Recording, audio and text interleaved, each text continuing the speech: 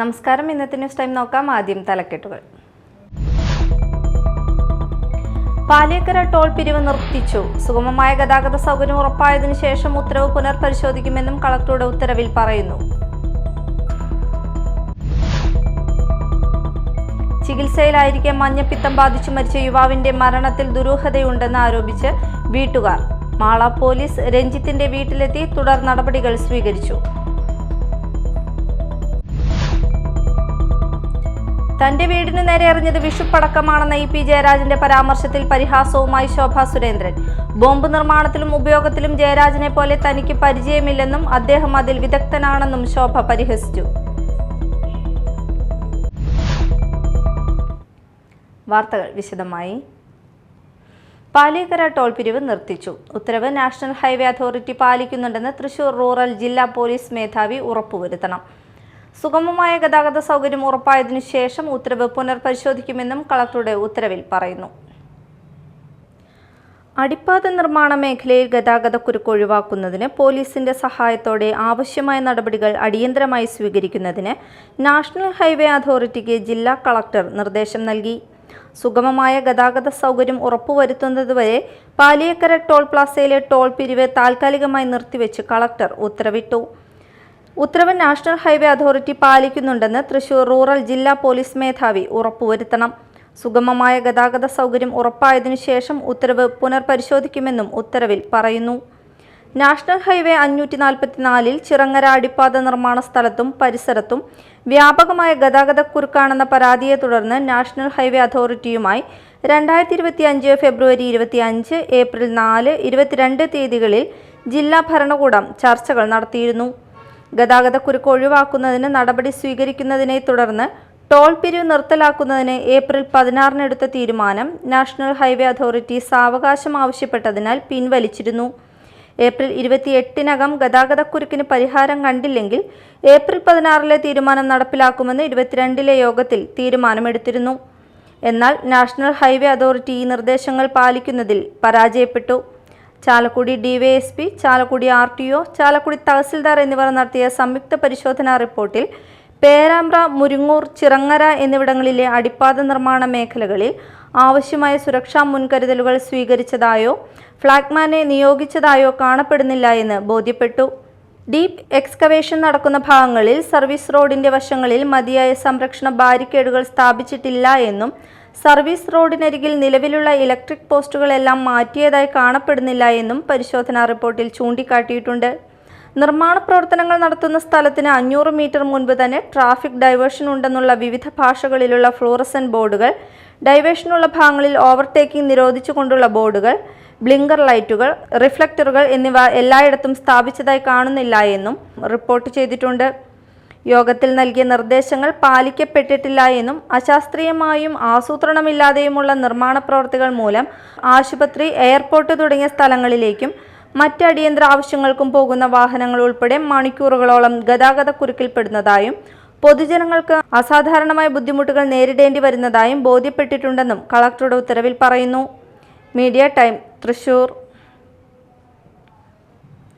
ചികിത്സയിലായിരിക്കെ മഞ്ഞപ്പിത്തം ബാധിച്ചു മരിച്ച യുവാവിന്റെ മരണത്തിൽ ദുരൂഹതയുണ്ടെന്ന് ആരോപിച്ച് വീട്ടുകാർ.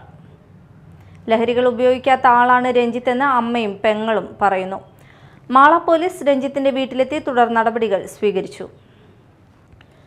ഏപ്രിൽ 8-ാം തീയതിയാണ് കല്ലൂർ സ്വദേശിയായ അമ്പാടൻ വീട്ടിൽ രഞ്ജിത്തിനെ മാളയിലെ ഗവൺമെന്റ് ആശുപത്രിയിൽ പ്രവേശിപ്പിക്കുന്നത്. തുടർന്ന് അസുഖം കൂടിയതിനാൽ വിദഗ്ധ ചികിത്സയ്ക്കായി രഞ്ജിത്തിനെ തൃശൂർ മെഡിക്കൽ കോളേജിലേക്ക് മാറ്റിയിരുന്നു. പരിശോധനയിൽ രഞ്ജിത്തിന്റെ 2 കിഡ്നിയും പ്രവർത്തിക്കുന്നില്ല എന്ന് കണ്ടെത്തുകയും ഡയാലിസിസ് നടത്തുകയും ചെയ്തിരുന്നു. ആശുപത്രിയിൽ വെച്ച് താൻ എറണാകുളത്തെ ജോലി ചെയ്തിരുന്ന ഓഫീസിൽ നിന്നും ചായ കുടിച്ചെന്നും അതിനുശേഷമാണ് തനിക്ക് ബുദ്ധിമുട്ടുകൾ അനുഭവപ്പെട്ടു തുടങ്ങിയതെന്നും രഞ്ജിത്ത് അമ്മയോട് പറഞ്ഞിരുന്നു. ചായയിൽ എന്തോ നെയ്മയവും കണ്ടു, പിന്നെ ഒരു പൊടി കലർന്ന മാതിരി തോന്നി, സ്വാദ് വ്യത്യാസം ഉണ്ടായിരുന്നു. അപ്പൊ ഒരു കവള് കുടിച്ചു. പിന്നെ വയ്യാണ്ട് ഇരുന്ന് പറഞ്ഞുകൊണ്ട് അവൻ അതൊക്കെ കുടിച്ചു. അപ്പൊ അത് ഞാൻ ഗണേഷ് ഡോക്ടറോട് പറഞ്ഞു, എന്ത് ഡ്രിങ്ക് അവൻ കഴിക്കാറ് എന്ന് ചോദിച്ചപ്പോൾ ഒരു ഡ്രിങ്കും അവൻ കഴിക്കില്ല, ഒന്നും കഴിക്കില്ല. ആകെ ഈ വല്ല സ്പ്രിന്റോ അങ്ങനത്തെയൊക്കെ കഴിക്കുള്ളൂ. പിന്നെ അപ്പം അവൻ പറഞ്ഞു ഞാൻ ചായ കുടിച്ചപ്പോൾ അമ്മ ഇങ്ങനെ ഒരു സ്വാദ് വ്യത്യാസം ഉണ്ടായിരുന്നു, അത് എന്തിട്ടെന്ന് എനിക്കറിയില്ല. അത് കഴിച്ചു കഴിഞ്ഞിട്ട് ഞാൻ വീട്ടിൽ വന്നല്ലോ. ഞായറാഴ്ച കല്യാണത്തിന് പോയി കഴിഞ്ഞപ്പോൾ എനിക്ക് പയ്യെ തലവേദന തുടങ്ങി. അങ്ങനെ തിങ്കളാഴ്ച ഓഫീസിൽ പോകാറായപ്പോഴേക്കും ഇരിക്കാൻ പറ്റാണ്ടായി. അങ്ങനെ ഒരു മരുന്ന് അത് മാത്രം കഴിച്ചതായിട്ട് എനിക്ക് ഓർമ്മയുള്ളൂ. അവരെന്നെ ചതിച്ചോന്നറിയില്ല. അതിന് ഞാൻ ട്രെയിനിൽ നിന്ന് വല്ല വെള്ളം കുടിച്ചതിൽ പറ്റിയതാണോന്നറിയില്ല. ഗണേഷ് ഡോക്ടർ പറഞ്ഞു അവൻ കുടിച്ച വെള്ളത്തിൽ നിന്ന് വന്നാന്നാ പറഞ്ഞത്. അത് വല്ല സ്പ്രിൻറ്റോ അല്ലെങ്കിൽ പിന്നെ എന്നിട്ട് ഈ ബ്രാൻഡിക്ക് പാരം ഒരു സാധനം കഴിക്കില്ല, ബീറോ അങ്ങനെയൊക്കെ കഴിച്ചോന്ന് ചോദിച്ചപ്പോൾ അതൊന്നും കഴിച്ചിട്ടില്ല. ആകെ ഈ ഒരു വെള്ളം മാത്രമേ അവൻ കഴിച്ചിട്ടുള്ളൂ. എറണാകുളത്തെ സ്വകാര്യ കമ്പനിയിൽ നിന്നും ജോലി രാജിവെച്ച് സിവിൽ സപ്ലൈസിൽ ജോലിക്ക് പ്രവേശിക്കാനിരിക്കെയായിരുന്നു രഞ്ജിത്തിന് ബുദ്ധിമുട്ടുകൾ അനുഭവപ്പെട്ടു തുടങ്ങിയത്. ലഹരികൾ ഉപയോഗിക്കാത്ത ആളാണ് രഞ്ജിത്ത് എന്ന് അമ്മയും പെങ്ങളും പറയുന്നു. കാരണം കഴിഞ്ഞ മാസം 24-ാം തീയതി അവന് അഡ്വൈസ് മെമ്മോ വന്നിട്ടുണ്ടായിരുന്നു. അപ്പോൾ അതിൻ്റെ ഒരു വീഡിയോ ചെയ്ത് ഞങ്ങൾ ഇട്ടുണ്ടായി. അപ്പോൾ ഒത്തിരി നാൾ ആഗ്രഹിച്ച് കിട്ടിയ ജോലിയാണ്. അപ്പോൾ അതിൻ്റെ ഒരു വീഡിയോ അവനാക്കി ഇട്ടു, ജോലി കിട്ടിയതിൻ്റെ. അപ്പോൾ അതിന് ശേഷം ഞങ്ങൾ ജോലിക്ക് പോകണ്ടെന്ന് പറഞ്ഞതാണ്. അതിനുശേഷം പോയി കഴിഞ്ഞപ്പോൾ എന്തെങ്കിലും ആരെങ്കിലും അവന് ട്രീറ്റ് ആയിട്ട് എന്തെങ്കിലും കൊടുത്തൊന്നും ഞങ്ങൾക്ക് അറിയില്ല. എന്നും ഞങ്ങളോട് പറയാറുണ്ട്. ഇപ്പോൾ പേര് കൊണ്ടായിരിക്കും ഇപ്പോൾ ഒന്നും പറഞ്ഞിട്ടാവില്ല. അങ്ങനെ എന്തെങ്കിലും ഉള്ളിലേക്ക് ചെന്നു പറയും. പിന്നെ എന്തെങ്കിലും പുറത്തുനിന്ന് കഴിക്കുകയാണെങ്കിൽ ഒന്നുകിൽ ഒരു ചായ കുടിക്കും, അല്ലെങ്കിൽ ചെറിയ കുപ്പിയിൽ എന്തെങ്കിലും വെള്ളം വാങ്ങി കുടിക്കുള്ളൂ. അതിൽ കൂടുതലവനൊന്നും കഴിക്കുകയും ചെയ്യില്ല, കുടിക്കുകയും ഇല്ല. രഞ്ജിത്തിന്റെ മരണത്തിൽ വീട്ടുകാർ സംശയം അറിയിച്ചതിനെ തുടർന്ന് തൃശൂർ മെഡിക്കൽ കോളേജിലെ വിദ്യാർത്ഥി കോട്ടയം മെഡിക്കൽ കോളേജിലെ ഡോക്ടറെ വിവരം അറിയിക്കുകയും തുടർന്ന് അദ്ദേഹം പോലീസിൽ വിവരം അറിയിക്കുകയുമായിരുന്നു. മാള പോലീസ് രഞ്ജിത്തിന്റെ വീട്ടിലെത്തി തുടർ നടപടികൾ സ്വീകരിച്ചു. Media time, Mala. തന്റെ വീടിനു നേരെ എറിഞ്ഞത് വിഷുപ്പടക്കമാണെന്ന ഇ പി ജയരാജന്റെ പരാമർശത്തിൽ പരിഹാസവുമായി ശോഭാ സുരേന്ദ്രൻ. ബോംബ് നിർമ്മാണത്തിലും ഉപയോഗത്തിലും ജയരാജനെ പോലെ തനിക്ക് പരിചയമില്ലെന്നും അദ്ദേഹം അതിൽ വിദഗ്ധനാണെന്നും ശോഭ പരിഹസിച്ചു.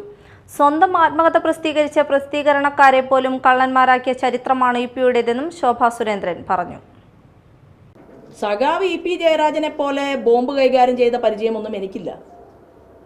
അപ്പോൾ ബോംബ് എങ്ങനെയായിരിക്കും? ബോംബിൽ ടെക്നോളജിയും PhD ഒക്കെ എടുത്ത ആളാണ് ശ്രീമാൻ ഇ പി ജയരാജൻ. അപ്പോൾ അതുകൊണ്ട് അതിനെക്കുറിച്ച് എനിക്ക് മറ്റൊന്നും പറയാനില്ല. പിന്നെ അദ്ദേഹത്തിൻ്റെ സ്റ്റേറ്റ്മെൻറ്റുകളൊക്കെ കേരളത്തിൽ അങ്ങനെയാണ്. പരിപ്പോടയും കട്ടൻ ചായയും പുസ്തകം എഴുതി മുഴുവൻ തയ്യാറാക്കി പബ്ലിഷ് ചെയ്യണമെന്ന് പറഞ്ഞു കൊടുത്ത പ്രസാധക സംഘത്തെ വരെ കള്ളന്മാരാക്കി ചിത്രീകരിച്ച ഒരാളാണ്. അപ്പോൾ അതിനേക്കാൾ കൂടുതലായിട്ട് ആ വിഷയത്തിൽ എനിക്കൊന്നും പറയാനില്ല. പക്ഷെ ഞാൻ നിങ്ങളോട് ചോദിക്കുന്നത്, എൻ്റെ വീടിന് മുന്നിൽ ഒരു അത്യാഹിതമുണ്ടായാൽ സഖാവ് ഇ പി ജയരാജനോട്, കണ്ണൂരിൽ ഉള്ള ഇ പി ജയരാജനോട് ഇത് എന്താണ് എന്ന് ചോദിക്കുന്നതിലെ സാങ്കത്യം വല്ല മെഷീനും ഉണ്ടോ ഇ പി ജയരാജൻ്റെ കയ്യിൽ?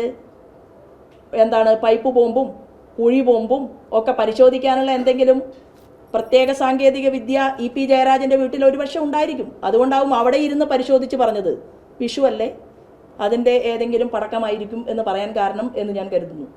സംസ്ഥാനത്തെ എല്ലാ ഭവനരഹിതർക്കും അടച്ചുറപ്പുള്ള വീടെന്ന സ്വപ്നം സാക്ഷാത്കരിക്കുന്ന ലൈഫ് പദ്ധതി ലോകത്തിന് മാതൃകയെന്ന് കായിക വകുപ്പ് മന്ത്രി വി അബ്ദുറഹ്മാൻ.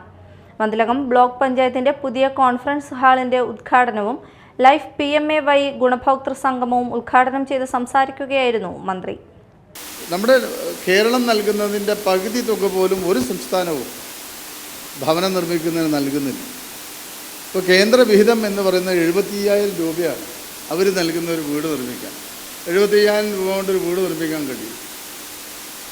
അതിലാണ് നമ്മൾ സംസ്ഥാന വിഹിതം ഏറ്റവും കൂടുതൽ കൂട്ടിവെച്ച് രാജ്യത്ത് തന്നെ ഒരു സംസ്ഥാനവും നൽകാത്ത രീതിയിൽ ഈ ഭവന പദ്ധതി ഏറ്റവും നല്ല രീതിയിൽ പൂർത്തീകരിക്കാൻ.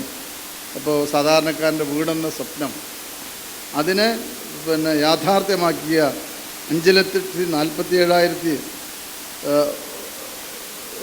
ലധികം വരുന്ന കുടുംബങ്ങളുടെ സന്തോഷം നമ്മളൊന്ന് ആലോചിച്ചു പോകും.